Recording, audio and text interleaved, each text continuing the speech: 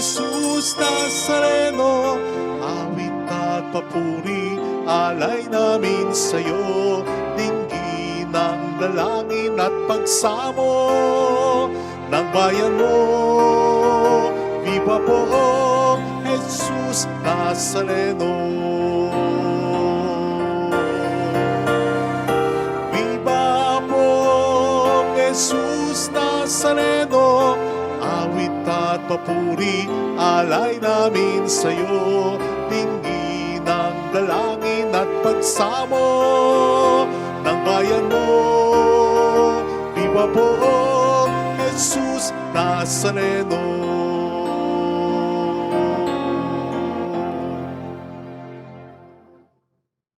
Sa ngalan ng Ama at ng Anak ng Espiritu Santo. Amen. Ang pagkapala ng ating Panginoong Jesucristo, ang pag-ibig ng Diyos Ama, at ang pakikipagkaisa ng Espiritu Santo ay sumainyo daw ang lahat. At sumaiyo rin. Ipagdiwang po natin ang kapistahan ng mahal na poong Jesus Nazareno. Hilingin natin ang kaniyang mga tulong sa ating mga pangailangan, pero humingi muna tayo ng awa niya para sa ating mga kasalanan at pagkukulang. Tayo pong lahat, inaamin ko sa makapangyarihang Diyos at sa inyo mga kapatid, na luba ako nagkasala sa isip, sa salita at sa gawa, at sa aking pagkukulang.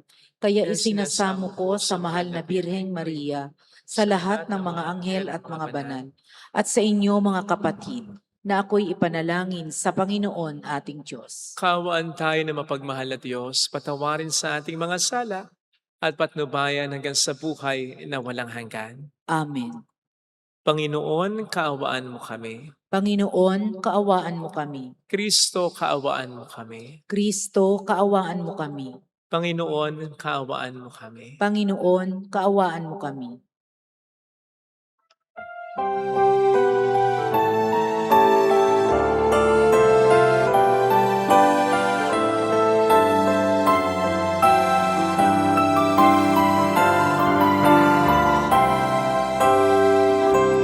Luwalhati sa Diyos sa kalikasan, kaloob sa lupa ay kapayapaan. Pinupuri ka, ipinagdaran, sinasamba ka dahil sa dakila mong kalwalhatian. Panginoon namin Diyos sa rilang langit, Amang makapangyarihan, Panginoong Jesucristo, buktong narak ng Diyos, Kordero ng Ama. Ikaw na nag-aalis ng mga kasalanan ng sanlibutan. Tanggapin mo ang aming kahilingan, ikaw na nalulugod sa kanan ng Ama. Maawa ka sa amin, ikaw lamang ang banal, Panginoong Jesucristo, kasama ng Espiritu, sa iwalhati ng Ama. Amen, amen, amen, amen.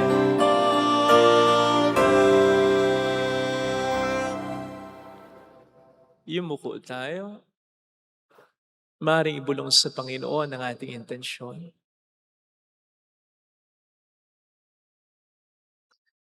Pagdasal natin ang ating bayan ng mga tumutulong sa ating simbahan. Manalangin tayo. Ama naming makapangyarihan, niloob mong akuin ng iyong anak ang krus at kamatayan upang ang sangkatauhay matubos at mabuhay. Ang pag-ako namin sa krus at kamatayan dito sa lupa, ayon sa diwa ng pagsunod sa iyong loob na ginanap ng iyong anak, ay magpagindapat ng mga aming kamtin ang lubos na katubusan at pagkabuhay sa iyong piling. Sa pamamagitan ni Jesucristo, kasama ng Espiritu Santo, magpasa walang hanggan. Amen.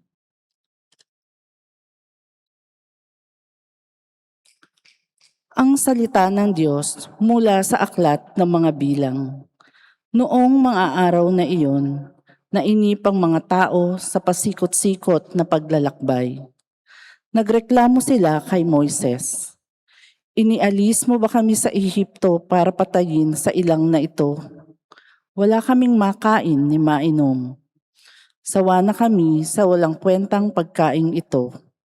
Dahil dito, sila'y pinadalhan ng Panginoon ng makamandag na ahas at sino mang matuka nito ay namamatay.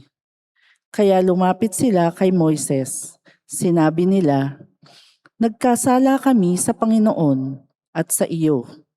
Idalangin mo sa kanyang paalisin ang mga ahas na ito."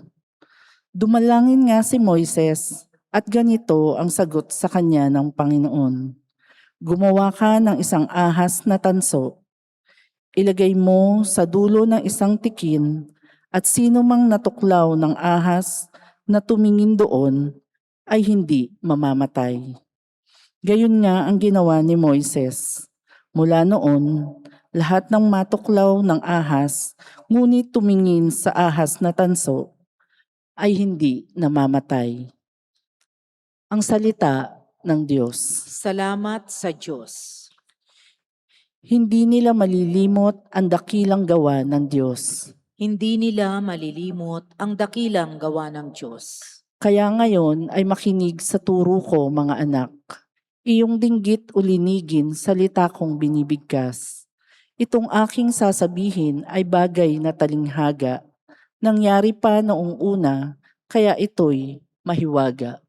Hindi nila malilimot ang dakilang gawa ng Diyos. Datapwat noong sila'y lilipulin na ng Diyos, nagsisi ang karamihat sa kanya'y nagbalik loob. Noon nila nagunitang ang sanggalang nila'y ang Diyos, ang kataas-taasang Diyos ay kanilang manunubos. Hindi nila malilimot ang dakilang gawa ng Diyos. Kaya't siya ay pinuri ng papuring hindi tapat. Pagkat yaoy pakunwarit, balat kayong matatawag. Sa kanilang mga puso nagahari kataksilan, hindi sila nagtatapat sa ginawa niyang tipan. Hindi nila malilimot ang dakilang gawa ng Diyos. Gayunpaman, palibhasa'y Diyos siyang mahabagin, ang masamang gawa nila'y pinatawad niyang tambing. Dahilan sa pag-ibig niya'y hindi sila wawasakin.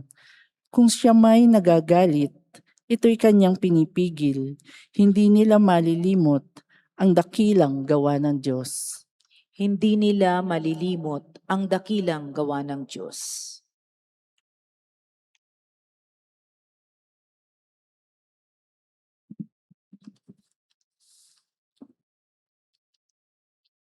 Ang salita ng Diyos mula sa sulat ni Apostol San Pablo sa mga taga-Filipos. Si Kristo Jesus, bagamat siya'y Diyos, ay hindi nagpilit na manatiling kapantay ng Diyos. Bagkus, hinubad niya ang lahat ng katangian ng pagka-Diyos. Nagkatawang tao at namuhay na isang alipin. Nang maging tao, siya'y nagpakababa at naging masunurin hanggang kamatayan. Oo, hanggang kamatayan sa krus. Kaya naman, siya'y itinampok ng Diyos at binigyan ng pangalang higit sa lahat ng pangalan. Ano pat ang lahat ng nilalang na nasa langit, nasa lupa, nasa ilalim ng lupa, ay mananikluhod at sasamba sa Kanya. At ipapahayag ng lahat na si Jesucristo ang Panginoon sa ikararangal ng Diyos Ama. Ang salita ng Diyos. Salamat sa Diyos.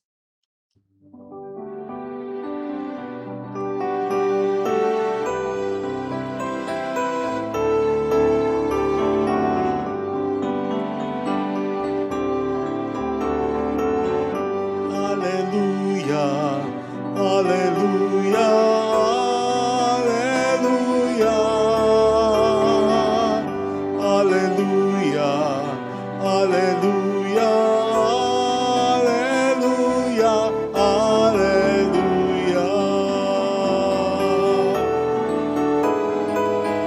Hallelujah, Hallelujah, Hallelujah,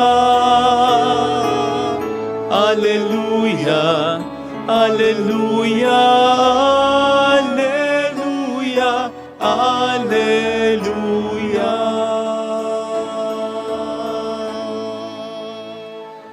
Sumainyo ang Panginoon. At sumaiyo Ang rin. mabuting balita po ng Panginoon ayon kay San Juan. Papuri sa iyo, Panginoon.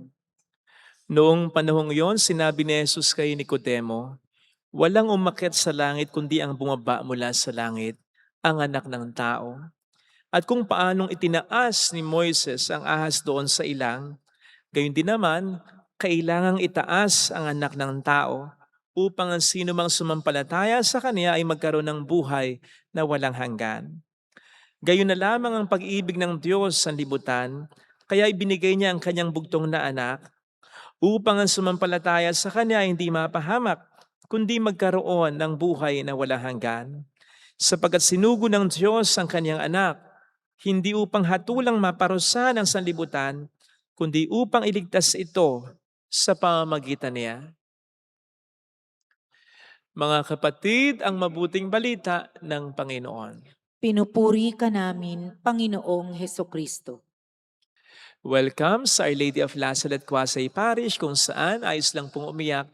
Samahan tayo ng mahal na ina sa pag-iyak at sa pagdarasal upang maging maayos ang lahat.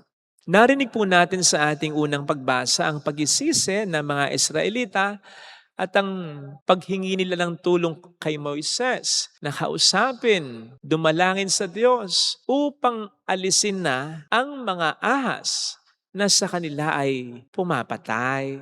Pero anong ginawa at naging tugon ng Diyos? Inalis po ba niya yung mga ahas? Hindi naman, di ba? Bagkus inutusan niya si Moises na gumawa ng ahas na tanso at ilagay sa isang pole. So itaas sa isang pole, sa dulo ng isang pole, upang sino mang matuklaw ng ahas at titingin dito ay hindi mamamatay. Sa madaling salita, yung sense ng ahas na nung unay nakamamatay dahil sa awat pag-ibig ng Diyos ay nagprotekta na sa buhay. Ito rin ang makikita natin na ginawa ng Panginoon sa krus. Sapagkat noon ang krus ay nakakikilabot. Hindi ito magandang tanawin para sa mga tao noong kapanahunan ng ating Panginoon. Sapagkat ito ay simbolo ng kamatayan. In fact, ng karumal-dumal na kamatayan. Kaya ang pagsusuot ng krus ngayon, kung ibabalik natin noon, ay para bang pagsusuot ng maliit na imahe ng silya elektrika, garote o kaya lethal injection. Ganon katindi, ka-gross ang dating noon. But again, dahil sa pagmamahal ni Jesus na napako at namatay sa krus, ang dating simbolo ng kamatayan ay naging simbolo ng pagkabuhay. Ang dating simbolo ng kalupitan ng tao ay naging simbolo ng dakilang pagmamahal ng Diyos sa lahat ng tao. Tunay nga namang iba ang nagagawa ng pagmamahal ng Diyos. Nagagawa nitong pagandahin kahit ang mga pangit at pinakapangit na bagay sa buhay natin. Naisip ko nga po dito yung Japanese art of repairing broken glass or ceramic pottery known as kitsugi. Ang ibig sabihin po ng kitsugi ay join with gold, saliwan, samahan ng ginto. So yun ang makikita po ninyong nangyari dyan sa ceramic pottery na yan. Na nawasak, nasira, pero pinagkumpu-kumpuni at pinaganda ng gold na inyong nakikita. So dahil sa gold, nagkaroon siya ng ganda, nagkaroon siya ng halaga. Kahit na yung mga pangit sanang bitak-bitak o bakas ng pagkasira ng isang bagay na yan. Lalayo pa ba tayo? Tingnan na lang natin ang mahal na poong Nazareno. Sige nga, isipin na lamang ninyo kung ordinaryong tao yan. Ano, maganda bang tingnan? Taong nagbubuhat ng malaking krus at alam mong ipapako sa krus. Mukhang pagod na pagod, mukhang hirap na hirap. Mayroon pang koronang, wala kang makikitang ganda. Pero dahil sa yan ay ekspresyon ng sinasabi nga sa ating mabuting balita ng matinding pagmamahal ng Diyos o ng ating Panginoon. That love made the difference. Yun ang nagpaganda sa lahat. At ito mga kapatid, ang challenge ng ating pagdiriwang ngayon. Isa sa mga challenges ay tulad ng Panginoon, bigyan natin ng halaga, ng value, mahalin natin. Gawin nating mahal ang mga krus sa buhay natin. In a sense na wag lang natin itong tingnan bilang pahirap, pasakit, abala sa ating buhay. Isa po ito sa mga challenges o hamon ng ating pagdiriwang ngayon ng kapistahan ng mahal na poong Jesus Nazareno. Ang itaas natin ang antas, ang halaga, bigyan natin ng halaga, mahalin natin kumbaga ang mga krus sa buhay natin upang ang sense ng mga krus sa buhay natin ay hindi lamang para pahirapan tayo, para abalahin tayo, para paiyakin tayo. Sapagkat mawawalan po ito ng kabuluhan at lalong hindi natin ito makakayanan. Kasi kung bibigyan po natin ito ng magandang kahulugan, hindi lamang sa hindi tayo masyadong mabibigatan, kundi matutulungan pa tayo nito ng mga krus na ito upang mas lalo tayong magdasal, maging mababang loob, at mas sumampalataya, mas magpuri sa Diyos. Natatandaan ko po dati noon, meron kaming dinalaw na magkakaibigan. Kaibigan po namin na may seryosong karamdaman. Nagkakabiruan nga po kami pagkatapos kasi kami pang mga dumalaw na mga kaibigan niya, parang may taning na ang buhay. Samantalang siya itong may taning ang buhay. Yes. Ganun kalala ang sakit niya. Pero kami itong malungkot, kami itong very low ang energy, pero siya, very lively. Well, of course, siya ay nasa bandig ng karamdaman o kama ng karamdaman, kahiga lang. Pero very lively. Siya itong nagbibiro, siya itong nagtatawa.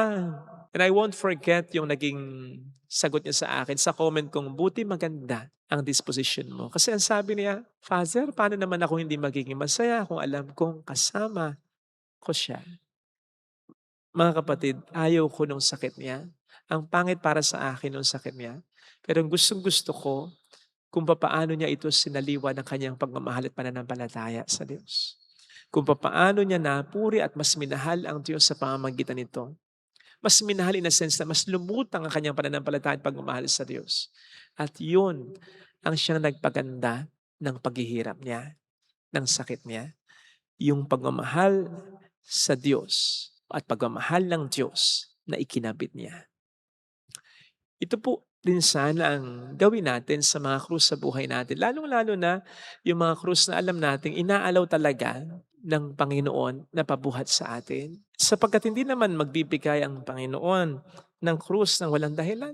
Siguradong may dahilan at dahil mabuti siya, mabuti rin ang dahilan. Hindi natin makikita ang dahilan yan kung panghinaan tayo ng kalooban, kung magagalit tayo sa Kanya, kung magtatampo tayo sa Kanya, kung mawawalan tayo ng pananampalataya sa Kanya. Kaya sana po tingnan natin lagi ang ating krus, ang mga krus sa ating buhay ng kasama si Jesus.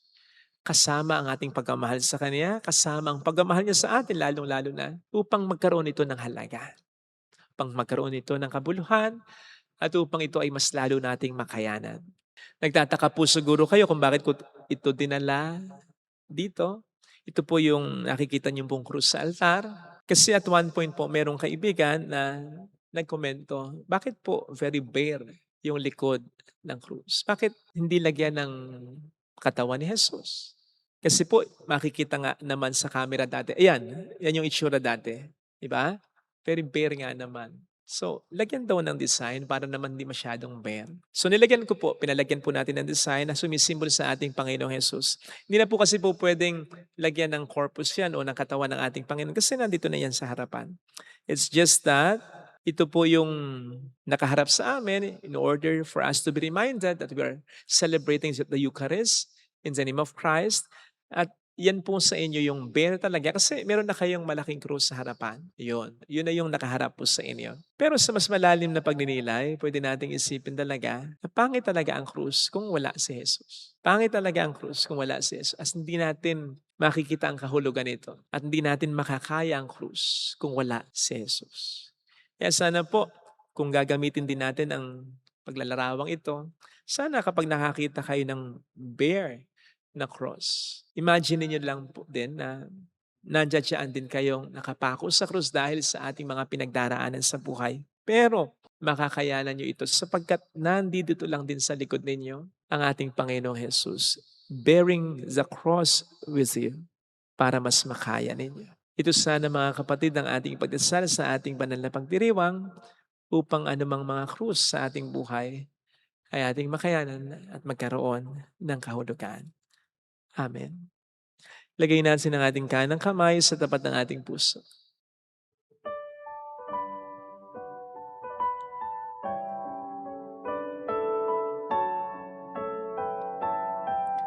Awitin natin, alam kong may magagawa ang Diyos.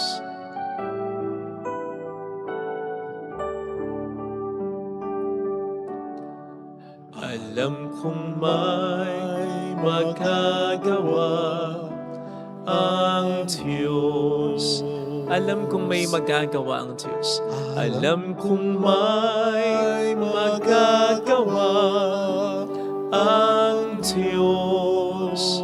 Kung ako'y magtatapat, Kung ako'y magtatapat, sa Kaniya'y maglilingkod, sa Kanya'y maglilingkod. alam kong may magagawa ang Diyos. Kung may magagawa Dahil tutulungan niya ako sa pagbubuhat ng Diyos. alam kong di rin kinang Diyos ang samo, Alam kong di sapagkat mahal niya ako. rin ng Diyos ang samo ko. Alam kong di rin kinang Diyos ang samo ko, Alam kong di rin ng Diyos sapagkat alam niya ang samo pinagdaraanan. ko.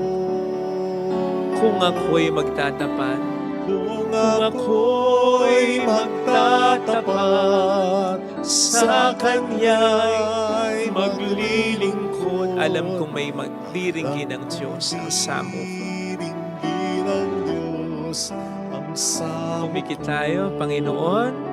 Hindi ko po ninanais na mawala ang aking mga problema, mga process sa buhay, sapagkat alam kong bahagi ito ng aking pag-iral, lalong-lalo na bahagi ng aking pagsunod sa iyo na nagsabing kung gusto kong sumunod, magbuhat ako ng krus araw-araw. Ang hinihiling ko po, Panginoon, sa bawat pagkapasan ko ng krus, maramdaman ko na nandiyan ka at tinutulungan mo ako. Sa bawat pagkapasan ko ng krus, may dahilan kung bakit ko ginagawa ito na maaaring hindi ko nakikita ngayon, pero mauunawaan ko rin pagdating ng panahon. Tulungan mo lang po ako, Panginoon, na panghawakan ng katotohanan ngayon. Hallelujah! Hallelujah. Purihin ang Diyos. Hallelujah! Pasalamatan siya. Siya ay muling babalik sa atin. Hindi Kanya iiwan. Hindi Kanya papabayaan. Babalik sa atin. Hallelujah! Purihin ang Diyos. Hallelujah! Sa takdang panahon, babalik ang Panginoon upang tayo ay kunin tapat siya sa Kanyang mga pangako sa atin. Sabihin mo sa sarili mo, mayroong magandang mangyayari sa iyo. Mayroong magandang mangyayari. Kung lalapit ka kay Jesus, maaaring matagal, maaaring maging mahirap, at maging maayos din ang lahat. Hindi nagtapos ang lahat sa krus. May muling pagkabuhay. Kaya hindi rin magtatapos ang buhay mo sa pagkapasa ng krus. Maayos din ang lahat ng yan. Dahil di mo aayusin mag-isa, tutulungan mo niya. Papuri sa Ama at sa Anak sa Espiritu Santo. Kapara ng sa unang-una ngayon at magpakailanman, magpa sa walang hanggan. Amen. Pag-aalay.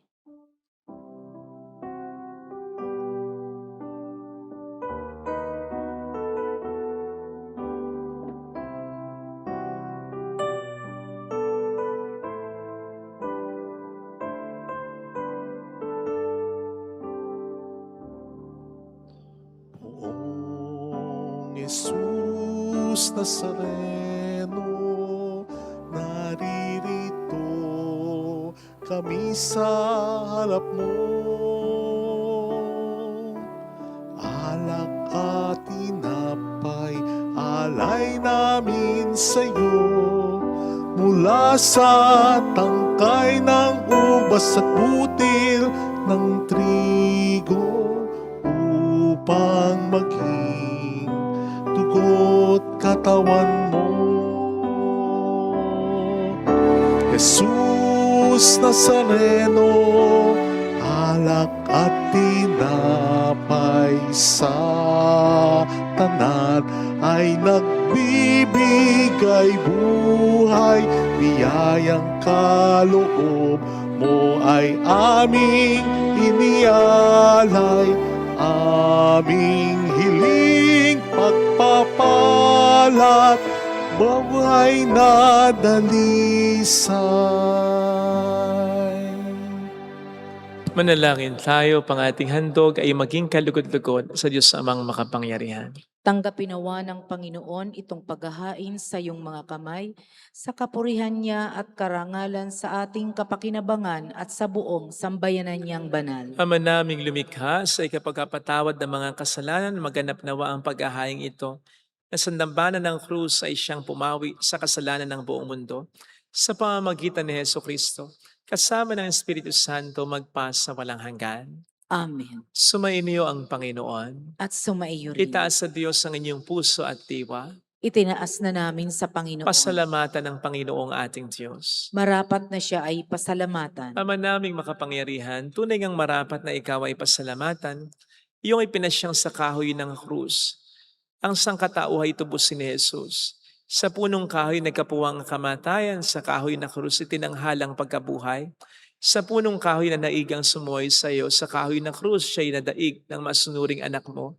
Kaya kaisa ng mga anghel na nagsisiawit ng papuri sa iyo ng walang humpay sa kalangitan, kami nagbubunyi sa iyo ang kadakilaan. Santo, Santo, Santo, Panginoong Diyos ng mga hukbo, napupuno ang langit at lupa ng kadakilaan mo. Osana sa kaitaasan, pinagpala ang naparirito sa ngalan ng Panginoon, Osana sa kaitaasan. Ama naming banal, ikaw ang bukhal ng tanang kabanalan. Kaya't sa pamamagitan ng iyong Espiritu gawin mong banal ang mga kaloob na ito upang para sa amin ay maging katawan at dugo ng aming Panginoong Hesukristo. Bago niya pinagtiis ang kusang loob na maging handog, hinawakan niya ang tinapay, pinasalamatan ka niya, pinaghati-hati niya iyon, niabot sa kaniyang mga alagad at sinabi, tanggapin ninyong lahat ito at kanin. Ito ang aking katawan na ihahandog para sa iyo.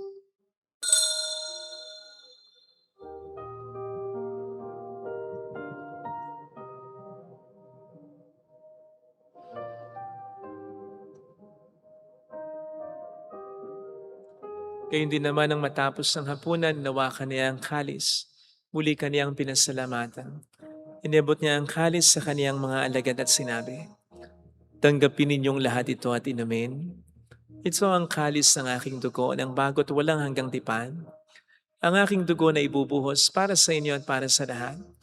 Sa ikapagkapatawad ng mga kasalanan, gawin niyo ito sa pag-alala sa akin.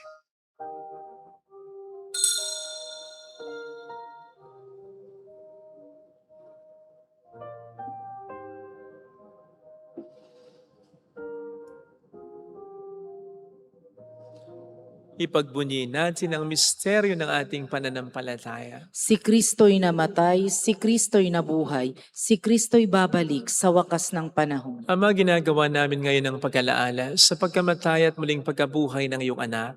Kaya inialay namin sa iyong tinapay ng buhay at ang kalis ng kaligtasan. Kami nagpapasalamat dahil kami iyong minarapat na tumayo sa harap mo para maglingkod sa iyo. Sinasamo namin kami na magsasalo sa katawan at dugo ni Kristo ay mabuklod sa pagkakaisa sa pamamagitan ng Espiritu Santo. Ama, lingapin mo ang iyong simbahang laganap sa buong daigdig. Puspusin mo kami sa pag-ibig. Kaysa ni Leon na aming Papa, ni Dennis na aming Obispo at ang Tanang Kaparian. Alalahanin mo mga kapatid naming nahimlay na may pag-asang sila'y muling mabubuhay, lalo na pong aming mga ipagdarasal. Saglit nating pagdasal ang ating mga kakilalang yumaon. Kaawaan mo sila at patuloyin sa iyong kaliwanagan. Kaawaan mo at paging tapatin kaming lahat na makasalo sa iyong buhay na walang wakas. Kaysa ang mahal na birhen ng Lasalet, ang ina ng Diyos, isanuse ang kabiyak ng kanyang puso lahat ng mga banal na namuhay dito sa daigdig ng kalugod-lugod sa iyo. May pagdiwang naman namin ang pag-upuri sa ikararangal mo sa pamamagitan ng iyong anak na aming Panginoong Hesukristo. Sa pamagitan ni Kristo, kasama niya at sa Kanya, ang lahat ng parangal papuri ay sa iyo, Diyos amang makapangyarihan, kasamang Espiritu Santo magpasawalang hanggan.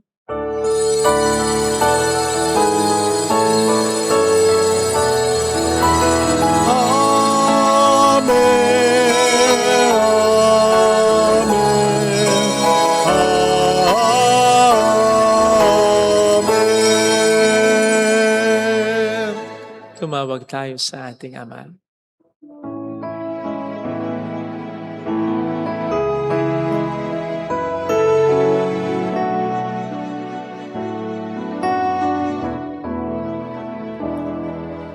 Ama namin, sumasalangit ka, sambahin ang ngalan mo, mapasamin ang kaharian mo, sundin ang loob mo dito sa lupa para nang sa langit. Bigyan mo kami ngayon ng aming kakanin sa araw-araw, at patawarin mo kami sa aming mga sala, para ng pagpapatawad namin sa nagkakasala sa amin.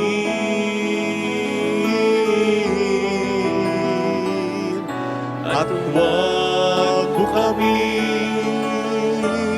ipahintulos sa tukso, at iadya mo kami sa lahat ng masama.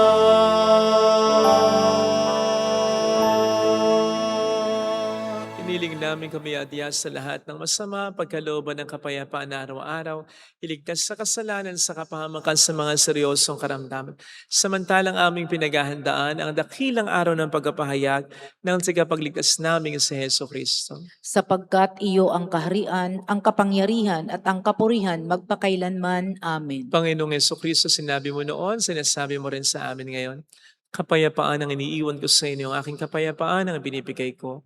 Tungayin mong aming pananampalataya, huwag ang aming pagkakasala. Pagkalooban mo kami ng kapayapaan at pagkakaisa sa iyong kalooban, kasama ang Espiritu Santo magpasa walang hanggan. Amen. Ang kapayapaan ng Panginoon ay sumainyo nawang lahat. At sumaiyo rin. Magbigayan tayo ng kapayapaan sa isa't isa. Peace be with you, kapayapaan. Kordero ng Diyos na nag-aalis ng mga kasalanan ng sanlibutan, maawa ka sa amin.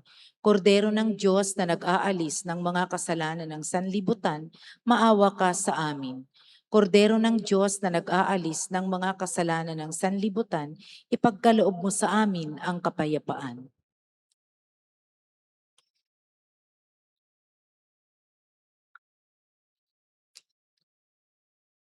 Narito sa harap natin ang Panginoon, ang ating buhay at kaligtasan.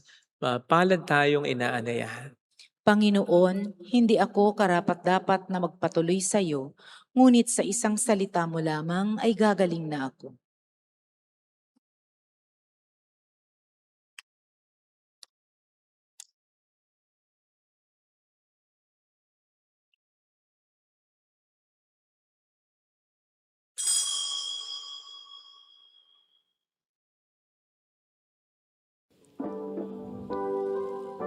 Panalangin para sa espiritual na pakikinabang. Panginoong Hesus, ako ay naniniwala na ikaw ay nasa kabanal-banalang sakramento. Iniibig kita ng higit sa lahat at ninanasa kong tanggapin ka sa aking kaluluwa. Sapagkat sa mga sandaling ito, hindi kita matatanggap sa sakramento. Tumuloy ka sa Espiritu sa aking puso. Niyayakap kita na para bang naririto ka na. Inaalay ko ng buong buo ang aking sarili sa iyo. Huwag mong hayaang mawalay ako sa iyo. Amen.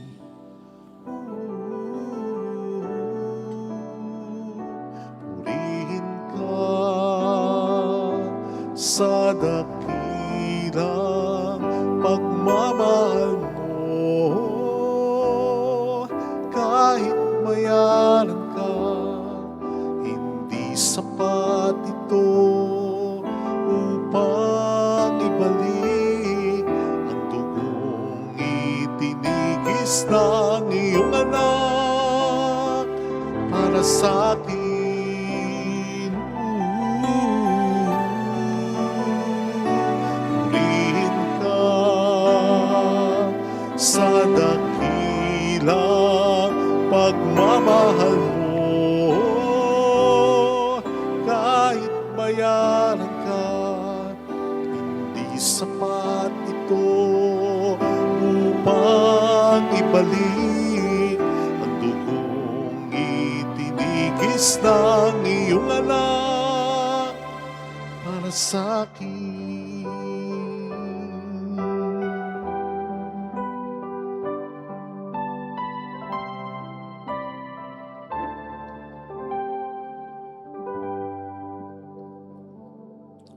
Manalangin tayo. Panginoong Jesucristo, kaming nagsalo-salo sa banal na pakikinabang ay nakikiusap sa iyo na ang mga nasagip ng kahoy na krus na nagbibigay buhay ay iyong ihatid sa pagkabuhay sa kalawalatian, sapagkat ikaw ang Panginoon magpas sa walang hanggan. Amen.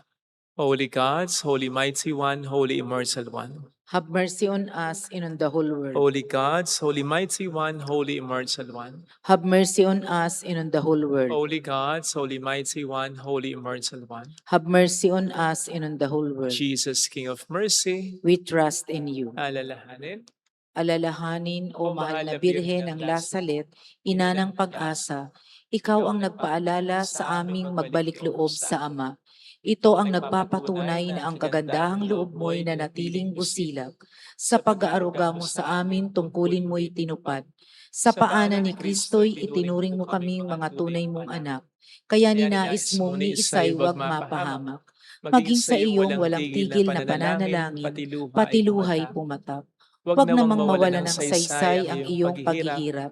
Hiling nawa namin sa iyo, o aming inang liyag, na matapos ang pakikibaka namin sa mundong ito, at sa pananatili naming tapat kay Kristo, sa kapurihan mo'y makibahagi kaming ganap, upang kung nasaan ka ngayon ay maparoon din kaming lahat, at ang kaganapan ng kaluwalhatian ng Diyos Amay tuluyang matupad siya nawa.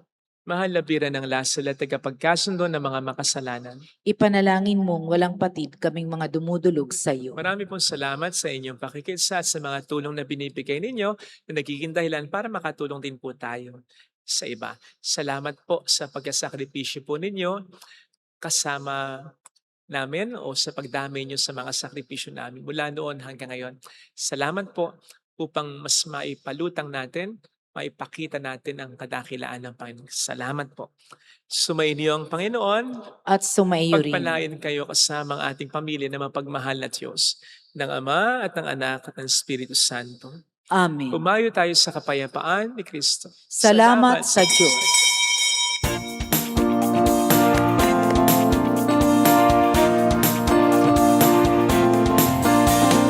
Mary, Mother of the Lord, hear the prayer we sing to you. Let your tears sip in our minds and hearts as once they fell Nazareth. Tell your people how to live again. Tell your people how to sing again. Tell your people how to dance again. Tell your people how to pray again. Mary, Mother of the Lord, here's a prayer we sing to you. Let your tears sip in our minds and hearts as once they fell at last a